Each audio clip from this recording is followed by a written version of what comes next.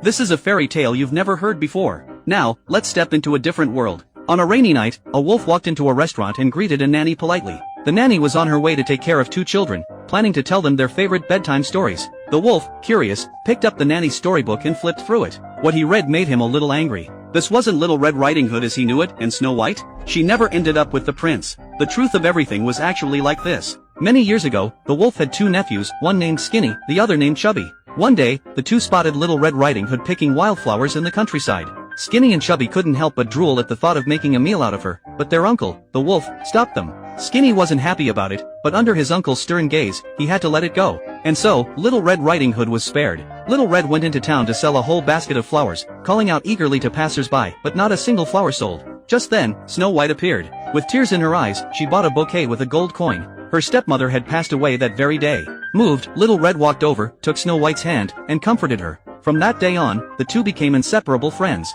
Little Red visited the piggy bank, a charming bank that gave every customer their own money pig to serve as their account. She deposited her very first gold coin there and began to save. Over time, Little Red and Snow White grew even closer. Years passed quickly.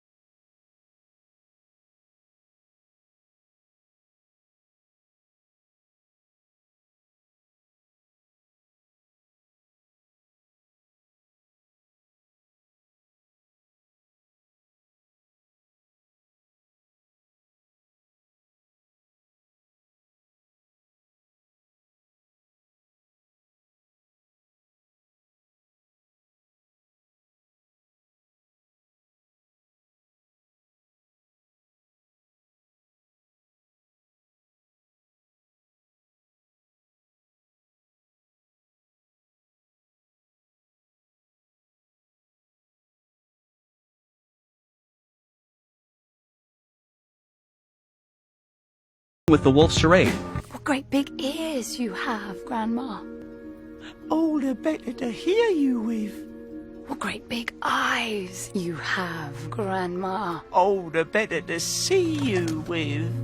As the wolf drew closer, Little Red felt no fear. Instead, she found its hungry, furry appearance almost cute. Just as the wolf was about to swallow her whole, Little Red pulled out the pistol and shot it dead. And so, the wolf's nephew Skinny met his end. Yes! Sorry. A few days later, the wolf encountered Little Red in the forest.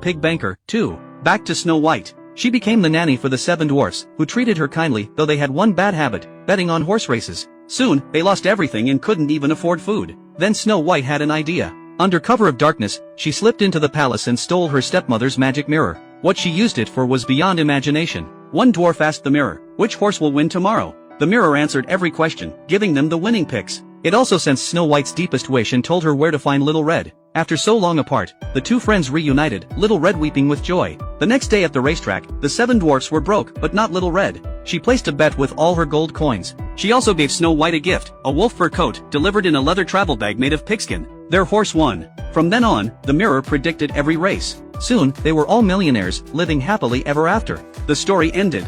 The nanny, now tied up by the wolf, was locked in the bathroom. The wolf put on the nanny's clothes and gazed out the window. Across the street, a woman in a fur coat appeared at a house. It was Snow White. And the one who opened the door was Little Red. By now, both women had started families of their own. Little Red even had 2 children. That evening, they had made plans to go out together, but the babysitter Little Red had booked was running late. Her thoughtful daughter told her not to worry, she could look after her little brother just fine. Relieved, Little Red reminded the children not to open the door for anyone except the babysitter, then left with Snow White. Watching the two walk away into the distance, the wolf rose leisurely from his seat, stepped out of the restaurant, and made his way to Little Red's house. He rang the doorbell, pretending to be the babysitter, and was let inside. The little girl recognized him at once, but her younger brother thought it was all great fun. The wolf told the boy he was going to make soup and that the boy would be the main ingredient. As he started chopping vegetables and boiling water, the little boy, thinking it was a game, watched with wide, excited eyes. The girl, as clever as her mother Little Red, sensed danger. She quickly made up a story to distract her brother, saying she wanted to hear a tale. Her brother, now curious, begged to hear one too. So the wolf had to put his plans on hold and humor them.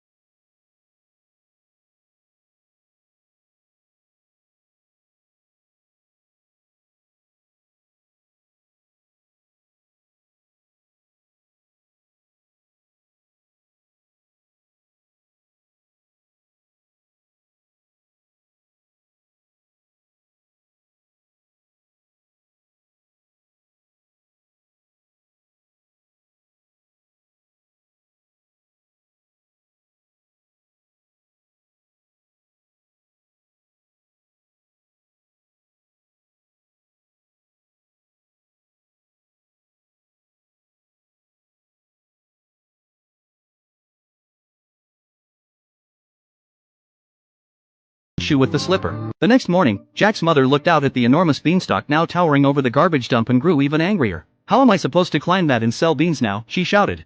Jack told her that the leaves up there were all made of gold. Only then did her face light up with joy. She immediately urged Jack to climb up and bring the gold down. Without a moment's delay, Jack began climbing. When he finally reached the top, he was just about to rejoice at the sight of gold everywhere when a deafening roar echoed through the clouds. A giant had caught the scent of a human and came stomping over. Fortunately, he didn't spot Jack hiding among the bean leaves. Once Jack climbed back down, he quickly warned his mother about the terrifying giant above, how sharp his nose was and how he'd eat any human he found. His mother scolded him, saying he smelled because he never bathed, and that he was so foul even she didn't want to get close. So Jack dared his fresh and clean mother to climb up herself, and to his surprise, she actually agreed. Meanwhile, back in the marketplace, everyone was trying on the enormous, foul-smelling shoe, hoping to become the prince's bride, but no one could fit into it. Finally, it was Cinderella's ugly stepsister's turn. The prince was horrified at the sight of her, but when she slipped her foot in, it was a perfect fit. She cheered, believing she'd won the prince. His face went pale with terror, and he immediately ordered his soldiers to chop off her head. Clearly, she hadn't realized that vows meant nothing to this prince, all he cared about was a pretty face. Back on the beanstalk, Jack's mother reached the top and was overjoyed to see the golden leaves everywhere. But moments later, the giant caught her scent and swallowed her whole. Hearing this, the little boy grew scared, so Uncle Wolf lightened the mood by playfully teasing him. Seeing this, even his sister softened a bit. Jack returned home and scrubbed himself clean from head to toe. Cinderella's other stepsister also tried on the shoe, but by then the prince had lost all patience and had her beheaded too. Cinderella watched in shock. She couldn't believe the prince she once adored took such pleasure in killing, and that she had ever wanted to marry him. The prince didn't recognize Cinderella without her glamorous dress. In fact, he grew angry and moved to have her head cut off as well. Meanwhile, Jack, now freshly washed, climbed the beanstalk once more. This time, the giant smelled nothing and soon fell asleep. Jack happily plucked the golden leaves one by one and tossed them down. He gathered enough gold to last a lifetime, but instead of keeping it, he used all the money to buy the magical fairy shop. Though it was in ruins, Jack was thrilled. He could now use the shop to pursue what he truly wanted. As for Cinderella, she had been cornered by the prince and his guards. The prince raised his sword with a vicious grin. Hearing this, the little girl couldn't bear it. To spare her feelings, Uncle Wolf changed the ending. Just then, the magical fairy appeared and saved Cinderella. She offered to grant Cinderella one more wish. But after all she'd been through, Cinderella no longer wanted the prince or riches. So the fairy turned the prince and his men into frogs instead. Now, all Cinderella wanted was to find a good-hearted, honest man. Hearing this, the fairy led her to a little shop. There, she saw the owner. It was Jack, the poor boy from next door. Now clean, well-dressed, he stood smiling warmly at the girl he'd always loved. Then he brought out a jar of strawberry jam and placed it before her. On the label was written, "For Cinderella." He had opened this shop just for her. Not long after, Cinderella married Jack. And so, they lived happily together for the rest of their days.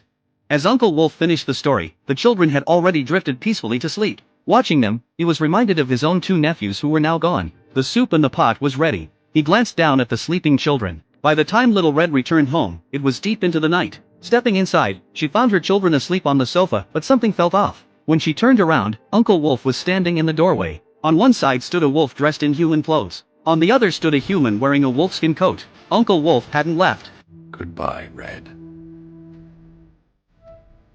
He had waited for Little Red to return, not to seek revenge, but to prove he had both reason and the means to take it. Instead, he chose mercy in letting go. Once, you wore red and were kind-hearted, he seemed to say without words, but you grew up, and got lost, killing again and again. On the table, he had left a bowl of warm soup for Little Red, returned home on a cold winter's night. From the very beginning, Uncle Wolf had been gentle, just as he told the nanny earlier. He had only wanted to meet an old friend.